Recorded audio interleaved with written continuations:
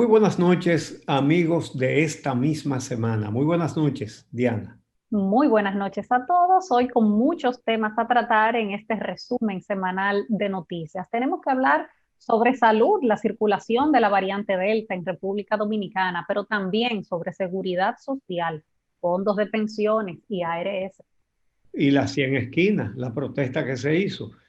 También la Operación Falcón, que muestra un ministerio público independiente e incansable. Pero también la infiltración del narcotráfico en el Congreso Nacional. Y las consecuencias de eso. También la reforma que ha propuesto el presidente Abinader en el diálogo nacional. Esos son los temas de esta noche. Regresamos de inmediato.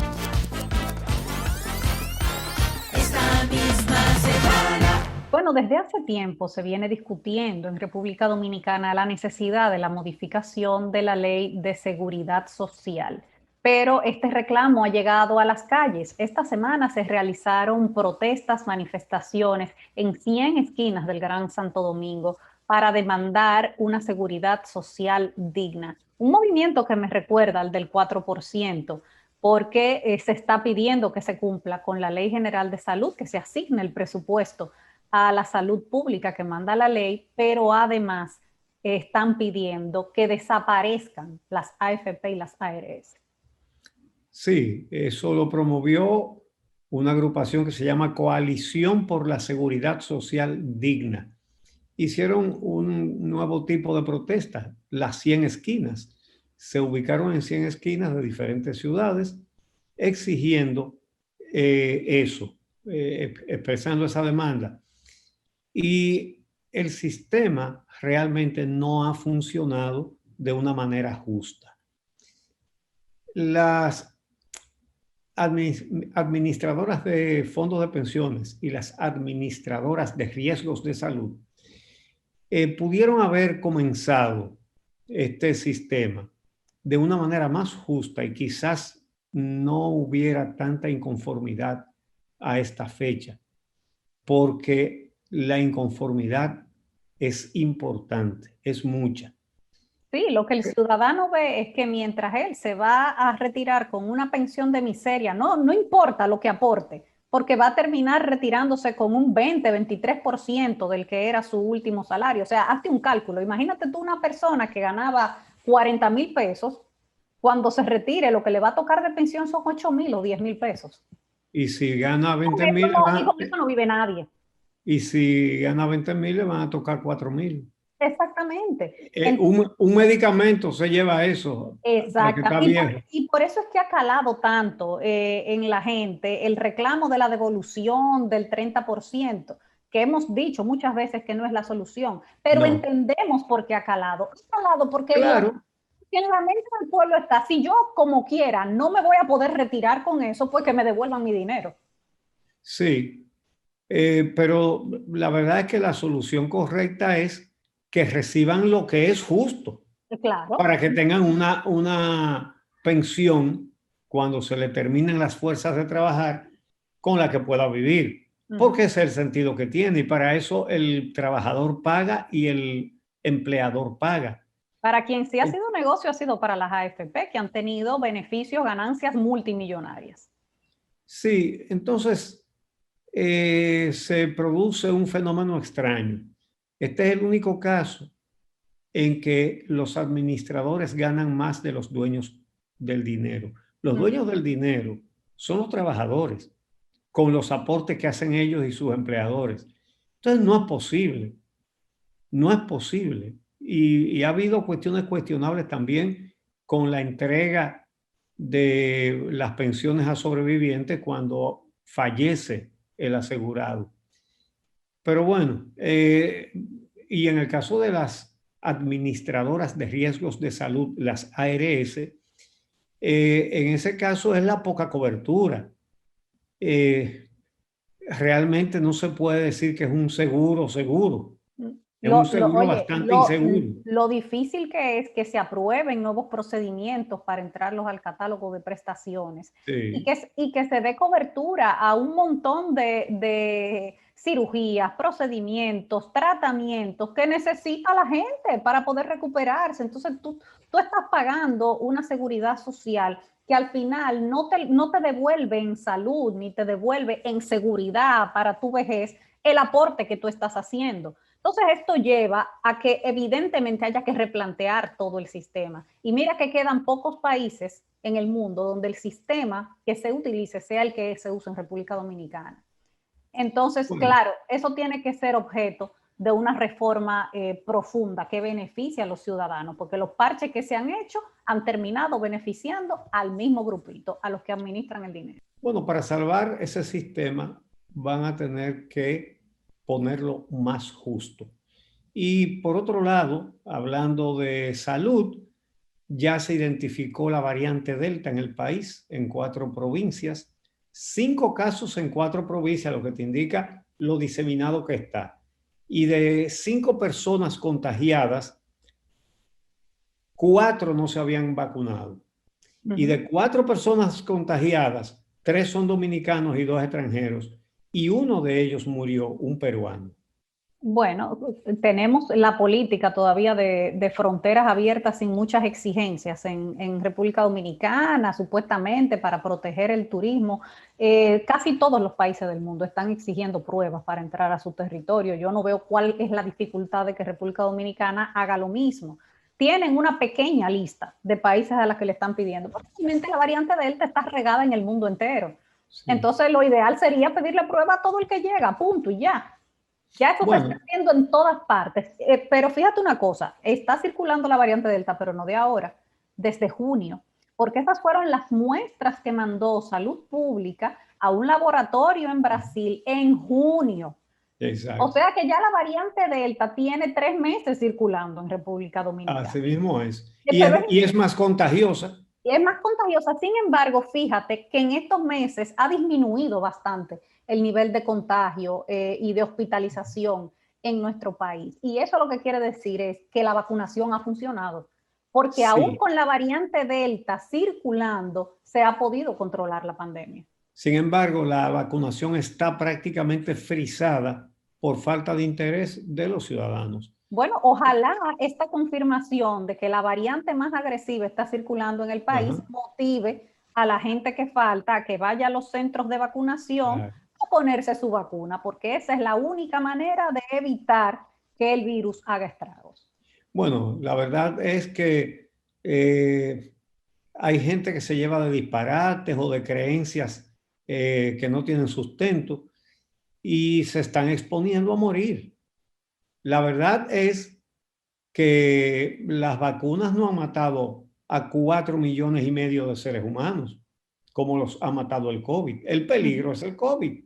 Y el que no se protege está arriesgando mucho su vida.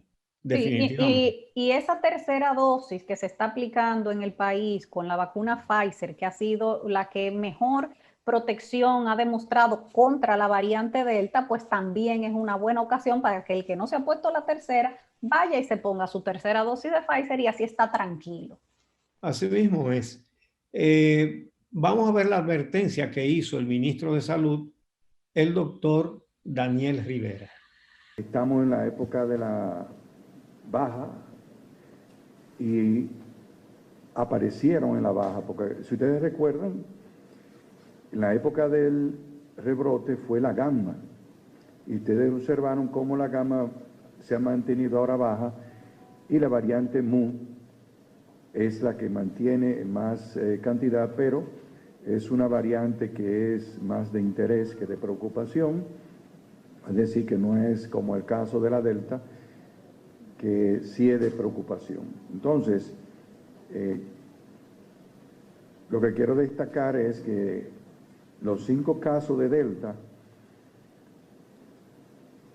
4 de ellos no vacunados. Bueno, así completamos este bloque. Nos vamos a una pausa y regresamos entonces con la Operación Falcón. Eso sí está caliente. Ya volvemos.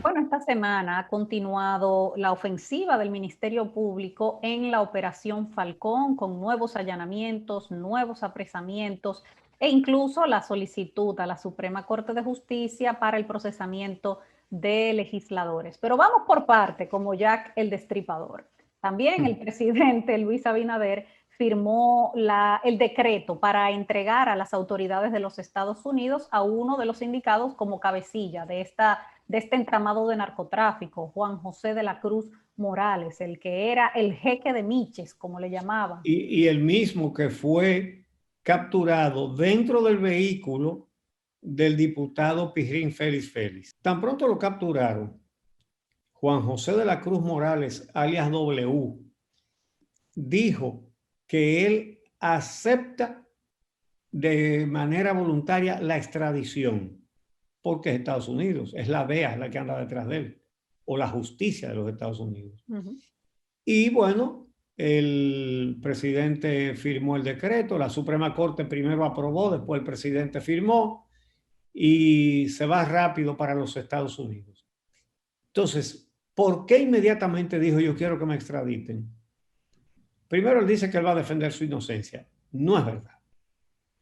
Él va a pactar, él va a hacer un acuerdo y le va a decir, va a implicar a gente en su negocio ilícito, porque allá no juegan con esas negociaciones, tienen que decirle todo. Y entonces a ellos le muestran, mira, todo lo que tenemos aquí, con eso te podemos pedir una condena para ti de 200 años de prisión. Entonces, si tú colaboras, vamos a pedir 15, y si tienes buena conducta, puedes salir a los 5, a los 6, a los 8. Y él sabe que entonces cuando salga, va a gozar de todo lo que consiguió con el crimen organizado. Lo hemos visto muchas veces. Eso mismo pasó con Quirino, eso mismo pasó la primera vez con Toño Leña y con otros extraditables. Entonces, ahora la gente se puede explicar mejor por qué es que no camina en el Congreso la ley de extinción de dominio. Porque es que hay demasiados casos ya que se conocen de diputados y se dice que hay senadores también. Incluso se dice que la Operación Falcón va a alcanzar a por lo menos un senador. Entonces, con esos legisladores ahí, ¿verdad? Esa ley de extinción de dominio no va a funcionar, no se va a aprobar. Vamos a explicar brevemente para los que no están muy empapados de este tema. La ley de extinción de dominio lo que hace es evitar lo siguiente. Hasta ahora, como ya explicamos, un narcotraficante negocia con la justicia de los Estados Unidos y después lo sueltan y viene, y como no se le puede condenar 2 veces por los mismos hechos, aquí no le pueden quitar sus bienes. Pero la ley, el proyecto de ley de extinción de dominio, sí lo permite quitarle todo lo que tenga el que ha enriquecido a través del crimen organizado o la corrupción. Pero no solamente eso, el imputado es el que tiene que probar el origen lícito de sus bienes, no al revés. Y eso es importante, y eso es importantísimo, por ejemplo, para la corrupción, que sean los funcionarios o exfuncionarios que sean sometidos a través de esa ley quienes tengan que demostrar la procedencia de sus bienes. No que le prueben que hubo un ilícito, sino que ellos tengan que probar de dónde sacaron el dinero para comprar lo que tienen. Obviamente. Entonces, ¿qué es lo que sucede con la ley de extinción de dominio? Yo le voy a dar algunos datos para que ustedes se den cuenta por qué no hay forma de que la aprueben. El proyecto fue presentado por el senador Antonio Taveras Guzmán el 12 de abril de este año. Bueno, esta es como la 4ª vez que se somete, porque ya en el pasado otros senadores han sometido también proyectos que han perimido y se han caído en el Congreso. Tiene años. Sí, pero esta es como la 4ª o 5ª vez que se somete. Exacto, es muy buena tu precisión, porque estamos hablando de la actual, del proyecto actual. Exacto. Bien, entonces, eso se aprueba el 12 de abril de este año. Y el 13 de abril se nombra una comisión para estudiar ese proyecto en el Senado. En esa comisión no estaba Félix Bautista. Félix Bautista es una posible víctima de la ley de extinción de dominio. Él está condenado por la ley de esta Magnitsky en Estados Unidos. Sí, eso es No una puede tener lista. ni cuenta bancaria por corrupción. Él está incluido en esa lista que le impide tener en el sistema financiero norteamericano. Exacto. O cualquier banco que tenga relación con el sistema financiero norteamericano. Sí, eso vale tener decir cuentas. Cualquier banco del mundo. Sí, exactamente. Entonces, ¿qué pasa? Que él no estaba en la comisión que va a estudiar ese proyecto. Y entonces, habiendo ya un proyecto presentado y él fuera de la comisión, entonces él presenta un proyecto de él para la ley de extinción de dominio. ¿Por qué si ya había otro? Porque el legislador que es proponente de un proyecto, entonces le da derecho a estar en esa comisión, de la cual lo habían dejado fuera. Entonces él presenta un proyecto para que lo tengan que poner en la comisión y esté en la comisión. Y él es el más activo, hablando con todos los legisladores de cómo que se tiene que aprobar ese proyecto. Y lo que se teme es que aprueben un proyecto que no permita confiscarle los bienes a los corruptos y a los narcotraficantes. Bueno, a propósito de eso, vamos a hacer la pausa y cuando regresemos vamos a hablar de los legisladores involucrados en la trama de la Operación Falcón. Esta semana conocimos de otra implicada, otra diputada, pero también una ex empleada de la Procuraduría General de la República y los últimos allanamientos en Puerto Plata. Regresamos. Esta misma semana. Bueno, esta semana la Operación Falcón ha avanzado, el Ministerio Público ha señalado nuevos imputados, hizo nuevos allanamientos y se conocen otros detalles. Por ejemplo, el detalle de que una ex empleada de la Procuraduría durante la gestión de Jean Alain Rodríguez también estaría implicada en esta trama y específicamente la señalan como parte de las personas que utilizaron los cabecillas de esta banda de narcotráfico para lavar. Bueno, dicen los abogados de Jean Alain Rodríguez que eso es un intento del Ministerio Público por implicarlo a él y que no es verdad que ella era una persona de la confianza de él. Bueno, el dato objetivo es que entre las funciones que ella tuvo en la Procuraduría General de la República, en una etapa era una especie de encargada administrativa y trabajaba dentro del despacho del procurador. Eso es así. Mira, y ahí que se saquen otras conclusiones, esas son otras. Claro, el Ministerio Público tendrá que probar todas estas imputaciones, pero está intentando demostrar cómo el narcotráfico permeó a diferentes niveles las estructuras políticas de la República Dominicana para agenciarse toda la protección y el poder posible. Está también el caso de los legisladores, que justamente esta semana el Ministerio Público solicitó a la Suprema Corte de Justicia que designaran a un juez de instrucción especial para poder procesar a los diputados que están siendo acusados en la operación de tráfico y lavado.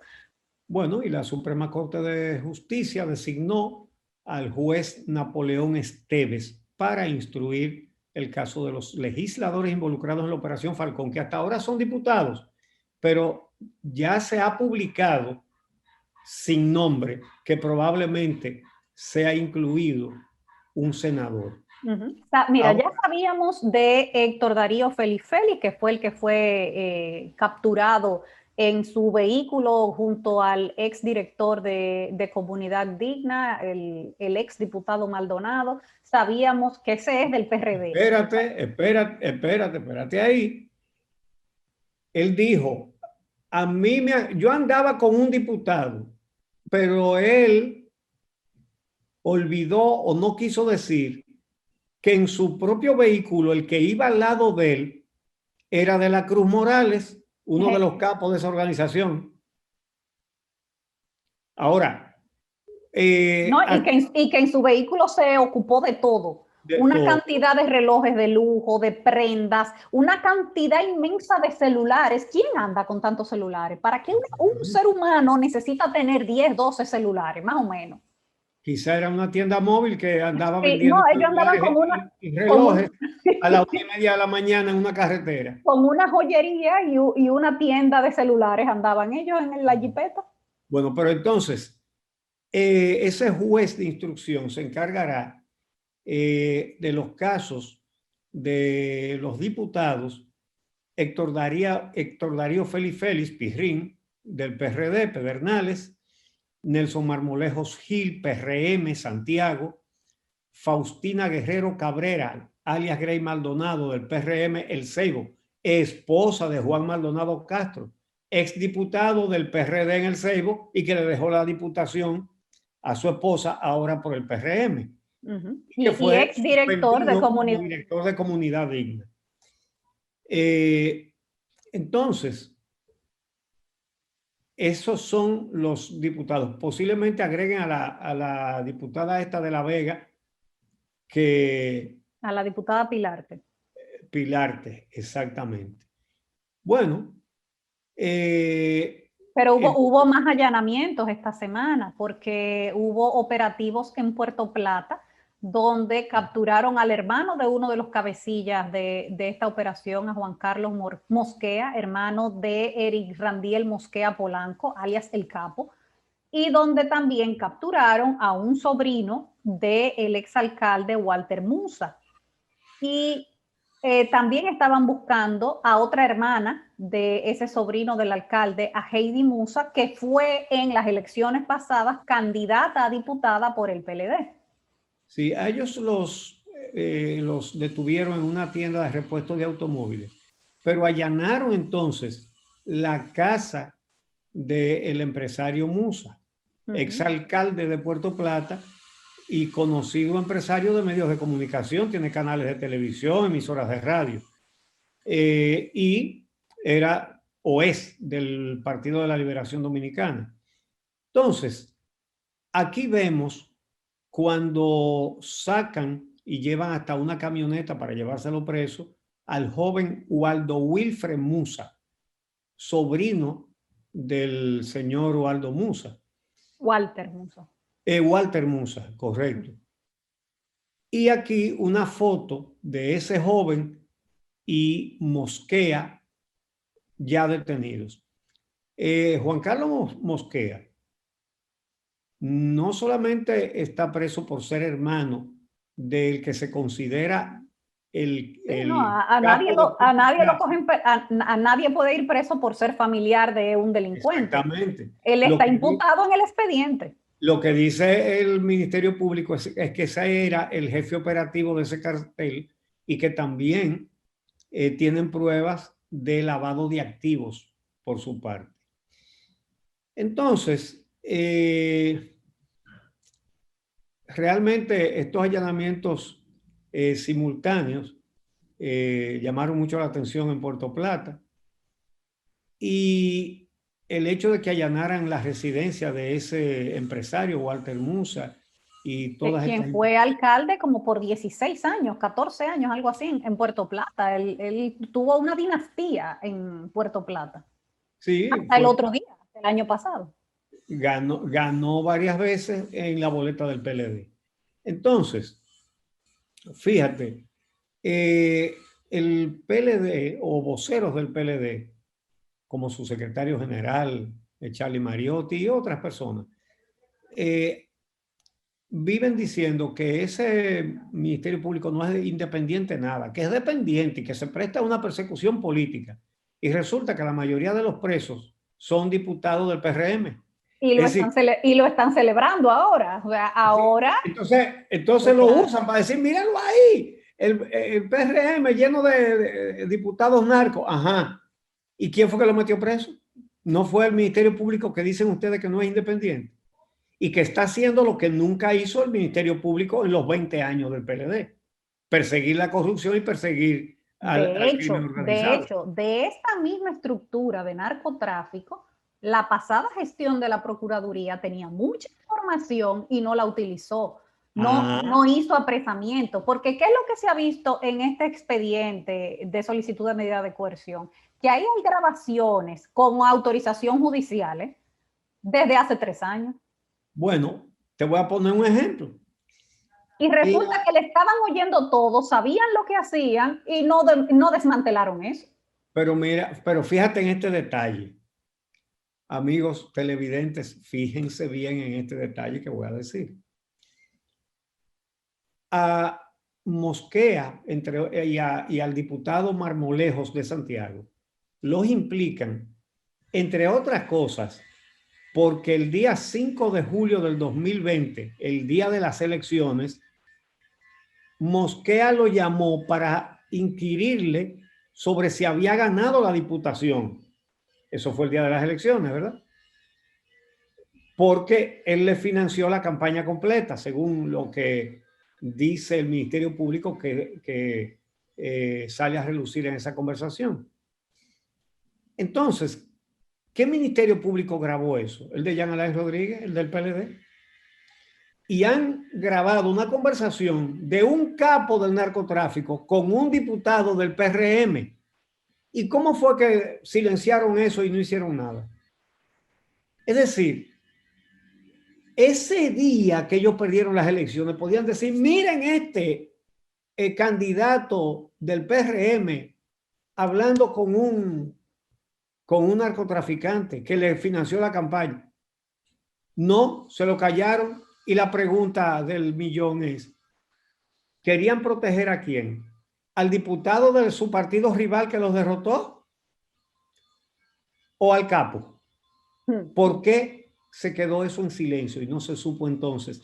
Y ahora el Ministerio Público Independiente de ahora agarra esa prueba y actúa contra ese diputado del PRM. Y obviamente contra el capo, que es el principal objetivo. Bueno, así que ayer se empezaron a conocer las solicitudes de medida de coerción para la Operación Falcón, esas audiencias kilométricas en Santiago. Son muchos los imputados, son 23 ya los imputados en este entramado y ya veremos los resultados. Pero tenemos que hablar de otro tema, así que vámonos a la pausa y conversemos sobre la propuesta que hizo Luis Abinader para la reforma constitucional. Ya volvemos.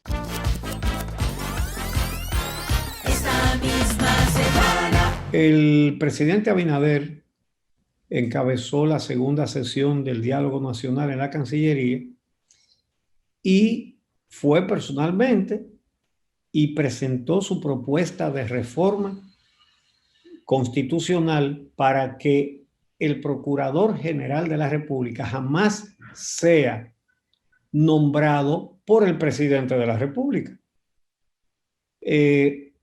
sino que sea independiente, para formalizar lo que él ha hecho en la práctica, ¿verdad? Mira, él hizo una serie de propuestas, podemos escuchar algunas, vamos a escuchar un par de las propuestas que hace el presidente, las amplió luego el consultor jurídico del Poder Ejecutivo. Conforme a los acuerdos arribados hoy entre los participantes y las orientaciones que nos ofrezca el Consejo Económico y Social, el Poder Ejecutivo presentará propuestas normativas y administrativas más detalladas, pero privilegiando siempre la construcción conjunta de la idea y no la imposición de nuestra propia agenda.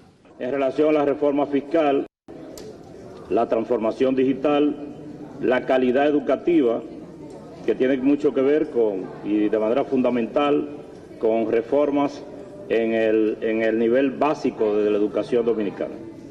La reforma del sector eléctrico, sobre lo cual también ustedes tendrán una propuesta específica. Esas propuestas de sacar, por ejemplo, al procurador del Consejo Nacional de la Magistratura, bueno, eso se viene diciendo hace mucho tiempo porque realmente nunca debió haber estado ahí. Eso fue una imposición de Leonel Fernández en la reforma del 2010 para él tener otro voto en el Consejo y luego ponerse que era él el que desempataba si había un empate.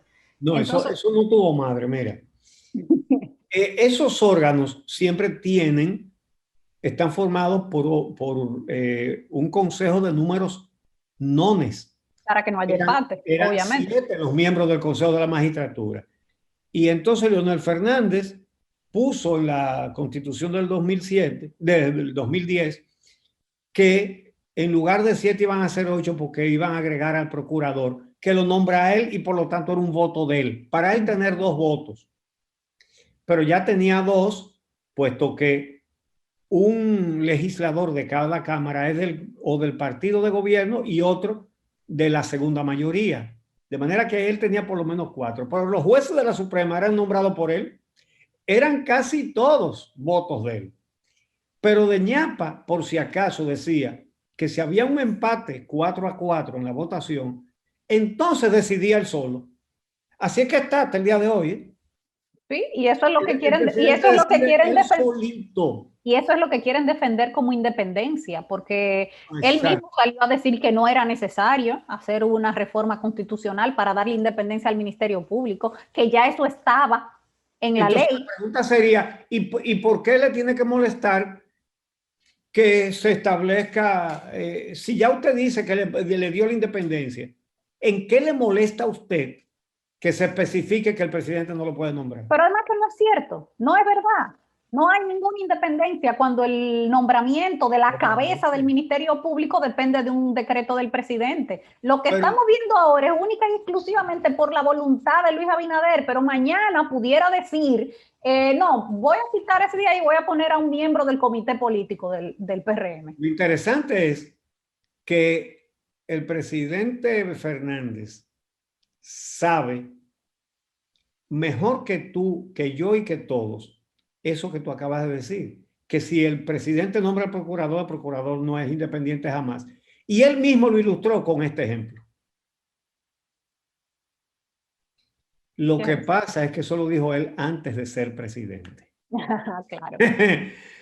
Pero entonces, mira, hay otros puntos. Lo interesante de esta propuesta de Abinader en el diálogo nacional es que van a tener que definirse.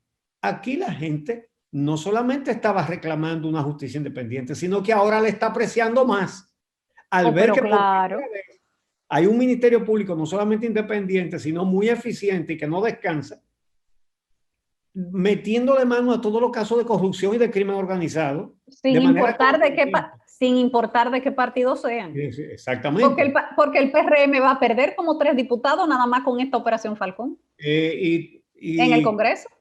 Y te voy a decir una cosa, me parece que va a perder más. Pueden ser más, sí. Sí, pueden ser más de 3. Entonces, ahora bien, poner esto en el diálogo es una oportunidad formidable y va a ser algo trascendental. ¿Por qué? Porque el PLD y la Fuerza del Pueblo o se suman y se reivindican y dicen, sí, estamos de acuerdo, justicia independiente. O dicen que no, se niegan con una excusa tan inocentica, entre comillas grandes, de que no, pero ya era independiente desde el 2010. Es decir, después del 2010 fueron procuradores Radamés Jiménez y Jean Alain Rodríguez, y dice que ya era independiente desde el 2010. Es decir, con cualquier excusa dicen que no. Y van a quedar evidenciados, y aquí todo el mundo va a quedar claro que si queremos volver a la corrupción y a la impunidad absoluta, nada más hay que elegir a cualquiera de ellos. Es decir, ahí hay un asunto trascendental. Pero la propuesta no se limita solamente al tema del Ministerio Público, sino que toca también el tema de las altas cortes. Y es interesante la propuesta que hace el Poder Ejecutivo de que los jueces sean inamovibles por 9 años, en vez de esa evaluación cada 7 años donde lo podían quitar. Están proponiendo una inamovilidad por 9 años, pero además que cada 3 años la presidencia de cada una de esas altas cortes se tenga que alternar. Sí. Eso también es interesante. Exactamente. Que se quedan todos, pero se rotan la presidencia. Exactamente. Y así esos jueces no están, porque fíjate lo que pasa. Un miembro de la Suprema Corte va al Consejo Nacional de la Magistratura, pero ahí está con el presidente, que lo puede quitar. mandan a hacer una evaluación y si el presidente domina el Consejo de la Magistratura, lo revientan. Eso fue lo que le hicieron a Miriam Germán Brito. Totalmente, claro. Entonces, la llamaron para evaluarla, la mejor jueza de la Suprema Corte, y que no pasó la evaluación y la sacamos. exactamente. Ajá. Entonces, realmente, esta propuesta tiene un sentido, tiene una oportunidad crucial para la democracia, para la verdadera independencia de los poderes, que es lo que se cimenta la democracia. Poderes independientes unos respecto a los otros. Y la verdad es que con esa actitud, lo que están haciendo los dos que han gobernado es prometer que van a venir a hacer lo mismo, con la misma impunidad. A lo que este país le dijo que no, y que basta, y que ya está bueno. Pero yo creo que están a tiempo de decir, bueno, sí, es mejor un Ministerio Público independiente, que no pongan un PRMista que nos persiga por el gusto. Ahora, el problema de ello es que el Ministerio Público Independiente persigue a todos los delincuentes y ahí hay gente de ellos. Y este ha demostrado ser muy eficiente. Bueno, ya seguiremos viendo lo que sucede con esta Operación Falcón. Aquí se terminó el programa de hoy. Uchi Lora, Diana Lora, estaremos con ustedes el próximo sábado aquí en Telesistema 11 en esta misma semana. Que pasen un resto de este sábado feliz y un domingo grato, sobre todo si lo pasan en familia. Hasta la próxima semana. Esta misma semana.